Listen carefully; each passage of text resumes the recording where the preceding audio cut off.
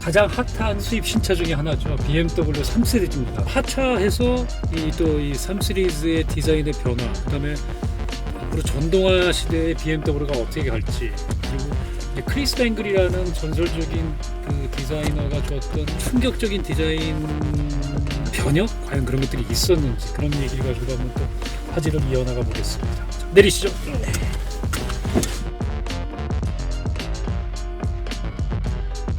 BMW에서는 사실 호프마이스터 킹크라고 얘기했어요. 저는 개인적으로는 사실 지난번에까지 나왔던 그 킹크가 더 사실은 예뻤는데, 이거 사실은 BMW 이전에도 C필러에 킹크가 들어간 차들은 있었거든요.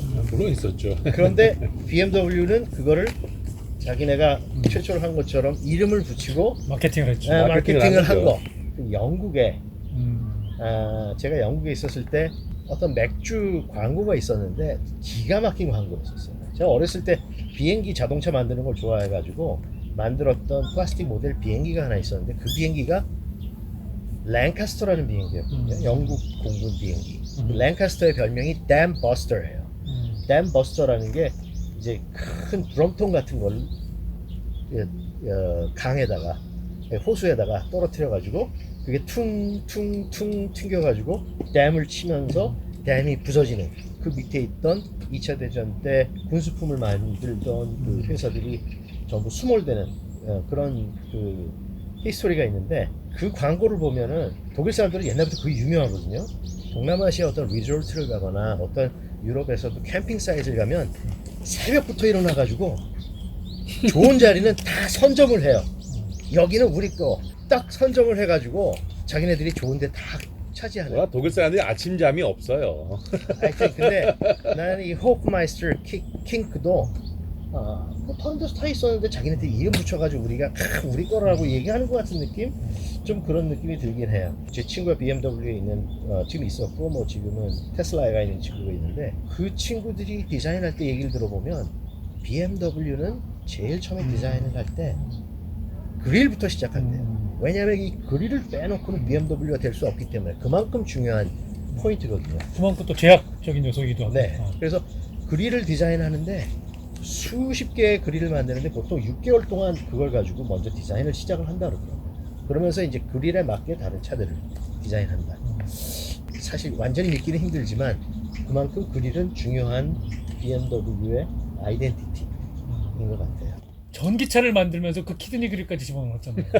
뭐 에어로다이닉 때문에 다, 여기 지금 에어스트림이란 걸로 이게 자동으로 속도에 따라서 다치고 하지만, 야, 저는 정말 i3 처음 나와서 타보고 나서 여기다가 키드니 그릴 문양을 팠다는 게, 뭐 제가 전에도 한번 말씀드렸지만 제약은 천지한테는 영감이 된다라고 얘기하지만 그 너무 그런 꼭 지켜야 되는 제약이 있으면 사실 디자이너들한테는 그걸 지키면서 다른 걸 새롭게 하는 거 하다 너무 보면은 어렵지. 이게 쉽지는 않아요. 근데 그건 어쩔 수 없어요. 왜냐면 전통을 가지고 있는 그 회사에 잃지 않아야 될 중요한 부분들, 지금까지 돈을 들여가지고 마케팅 해놓은 게 어딘데, 뭐 현대는 무슨 그릴 갖고 싶지 않겠어요? 맨날 바뀌지만, 기아는 무슨 그릴 그거 하나 찾느라고 얼마나 고생했는데 지금까지 만들어 놓은 거 지금 다 없애고 다시 할 수는 없고, 그거를 잘 이제 진화시켜 나가는 거. 그 중에 하나가 지금 현재 나온 뭐 3 시리즈 같은데 헤드램프까지 연결해 가지고 앞이 넓어 보이게 쭉쭉 연결된 것 같은 느낌. 이제 한 두세 대 지나가면 또 다시 떨어질 거예요. 뺐다 붙였다. 저랑 내기하실래요? 미안해요. 이제 디자인은 진화한다. 진화하죠. 네, 진화한다는 면에서. 혁명을 일으킬 수도 있고 진화를 할 수도 있죠. 그렇지만 브랜드가 딱딱하게 자리를 잡은 브랜드들은 혁명을 일으키기는 쉽지 않아. 그러니까 크리스 뱅글이 참 큰 일을 한 거죠. 그렇죠. 근데 저도 뭐 디자인 전문가는 아니지만 BMW 디자인 치프를 했던 크리스 뱅글도 뭐 여러 번 인터뷰를 해봤고, 그 키가 196인 바너이 덩크도 네, 모터쇼 때마다 너무 찾기 쉬워서 여러 번 만나서 얘기를 해봤지만, 저는 이제 그런 부분들이 재밌는 것 같아요. 이제 스토리를 만들어내는, 아까 그 호프마이스 킹크도 그랬지만 크리스 뱅글은 만남꾼 같은 재질이 있더라고요. 국문과 출신이에요. 그러니까 미국 영문과예요. 영문과인데 미국의 국문과지만, 미국의 국문과. 네. 2000년에 그때 한국에 그렇네. 리움에서 와서 만나서 인터뷰할 때 제일 재밌었던 얘기가, 이제 이런 키드니 그릴 그 뱅글스 버드 얘기하고 정말 저게 디자인 제약의 요소다 얘기하면서 뱅글스 버드랑 시도를 했고 그러면서 그때 G4 디자인을 얘기를 하면서 이 사람이 정말 만담 감각 저한테 딱 그러더니 G4 앞에서 얘기를 하는 G4가 뭐야? G4 그저 라이터? Z4 아, Z4 Z4. 너무너무 생뚱맞기도 했죠. G4 그 옆 라인에 아담과 이브의 수줍어하는 모습이 들어가 있다는 거예요. 그게 뭔 소리야? 그 옆 라인에 그래서 나도 뭔 소리야?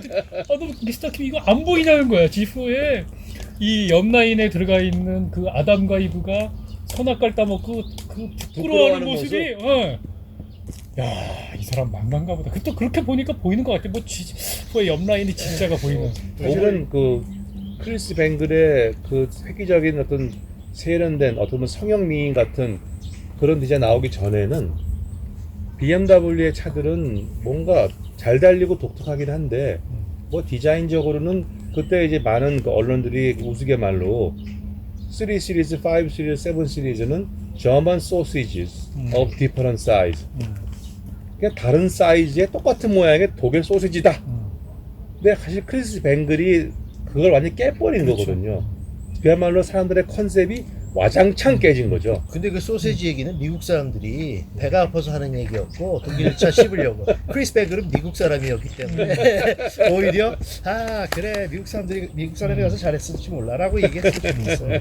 제가 보기엔 뭐 디자인은 아니지만 예뻐진 것 같고 커진 건 알겠는데 뭐 획기적으로 바뀐 것 같진 않다. 전통을 지키면서 약간 진화하면서 트렌드를 받아들이면서 변하는 건 알겠는데 최근에 벤츠의 차 디자인 나온 거 보세요. 전통은 지켰지만 상당히 획기적으로 그렇죠. 정말 막 바뀌어 나가거든요. 놀랄 정도로 야 경영진이 정말 대단한 결심을 했구나 할 정도로 거기에 비하면 BMW나 내지는 아우디도 너무나 점진적인 그 보수적인 변화를 추구하는 게 아닌가. 그래서 시장에서는 그래서 벤츠를 더 디자인적으로 쳐주는 게 아닌가. 그래요? 시장에서? 네, 그런 생각이 드네요. 저는 완전히 반대인데. 요새 나오는 메르세데스 벤츠 디자인은 제가 보기에는 뒤에서 볼 때는 램프가 떨어져가지고 아직 개구리가 되지 않은 올챙이 같은 느낌. 둥글둥글하게 해가지고 차가 이렇게 좀 멀미나게 하는 디자인. 저는 사실 헤드램프하고 그릴하고의 부분 이런 부분들도 그렇게 진짜 깔끔하게 자신 있는 메르세데스 벤츠 디자인 같지는 않아요. 제가 보기엔 뭐 개인적인 제 취향이고 주위에 그 얘기를 다르겠지만. 들어보면 일반화하기 좀 오류가 있을 수 있지만 그렇죠. 제 집사람 포함해서 여러 사람들을 물어보면 최근에 벤츠 디자인이 아까 뭐 생긴다 마는 것 같은 그런 무슨 말씀인지 알겠는데 뭐 GLC 같은 거 GLE SUV 뒤에 보게 되면 램프가 둥그렇게 멀리 있고 오히려 그것이 굉장히 미래지향적으로 세련돼 보인다는 거예요. 그래요? 예. 그러면서 이쁘대. 요 라인 이런 것들이 거기에 비하면 아직까지도 BMW는 좀 거칠어 보인다는 거예요. 이게 와일드해 보이고. 그래서 이제 그런 트렌드를 따라가기 위해서 많이 부드러워지고 세련돼질 것 같긴 한데 많은 사람들이 그럼에도 불구하고 그래도 벤츠 사야지.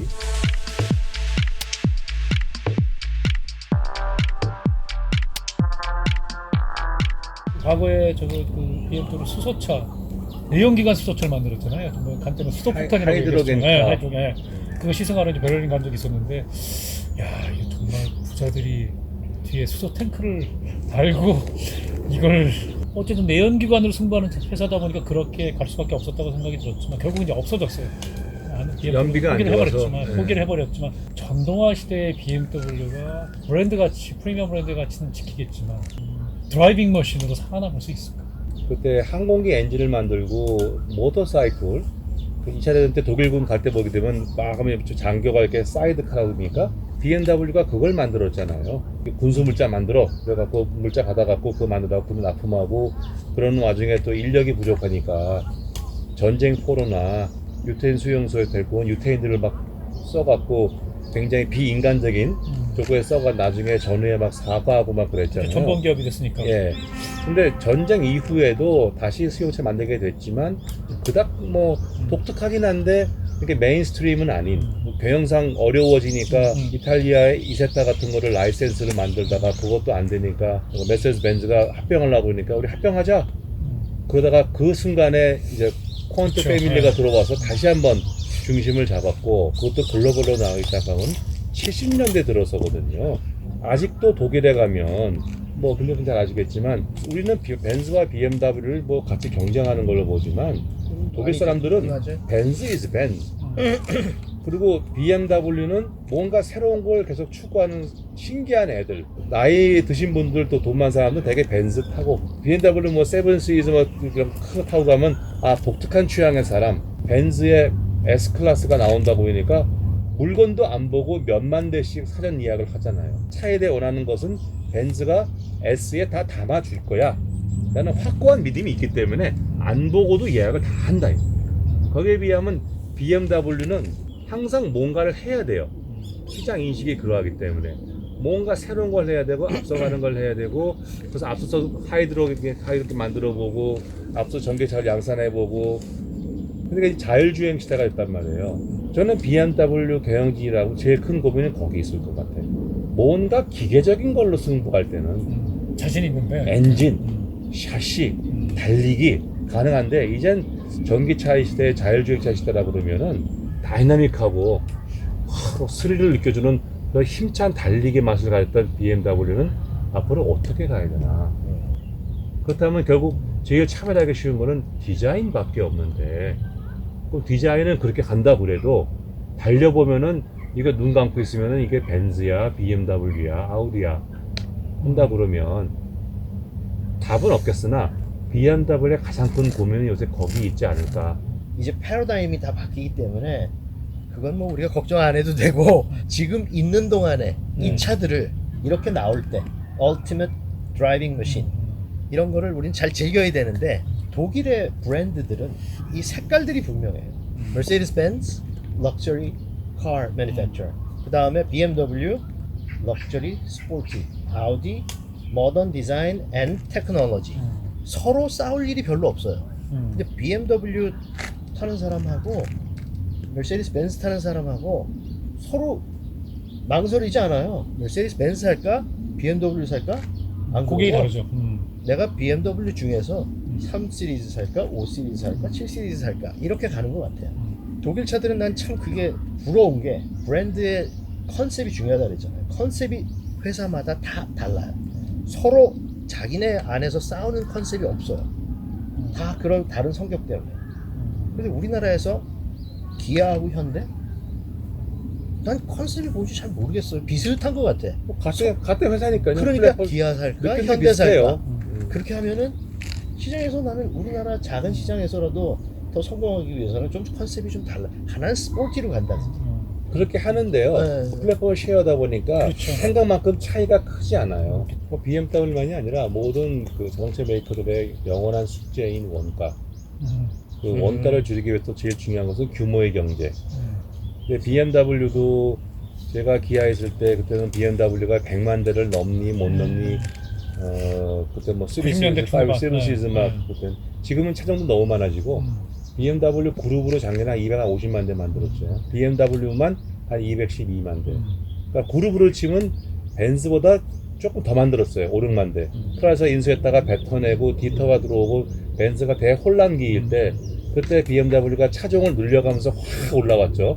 그때 X6도 나오고 그래가지고 그러니까 지금까지 많이 컸는데 불구하고 불행히도 BMW가 시장에서 많이 팔리는 것은 중소 이런 쪽 그래서 좀 SUV도 좀 팔리기 시작하지만 비슷한 대수를 팔아도 메르세데스 벤츠는 E 클래스 중심으로 해갖고 그게 S를 많이 팔고 위에 S 클래스 마이바우도 있고 BMW가 좀 불리한 것 같아요. 정말 BMW 같이 이렇게 멋진 차를 만들어내는 프리미엄 브랜드도 살아남기 위해서 저렇게 치열하게 고민을 하고 애를 쓰는구나 그런 생각을 하게 돼요. 워낙에 브랜드 파워가 강하고 그리고 성스리들을 잘 만들다 보니까 저희는 조금 사시적 관점에서 아주 좋은 프리미엄 브랜드 가치를 지닌 차라는 가정하에 약간 비판적 시각으로 3 시리즈를 다뤄봤다고 저는 생각을 합니다. 기준을 높여서 본 거죠. 네. 다음번에 저희는 이제 그 BMW 3 시리즈만큼 중요한 대한민국에서의 모델 8세대 소나타를 가지고 아제라이드를 진행해 보도록 하겠습니다.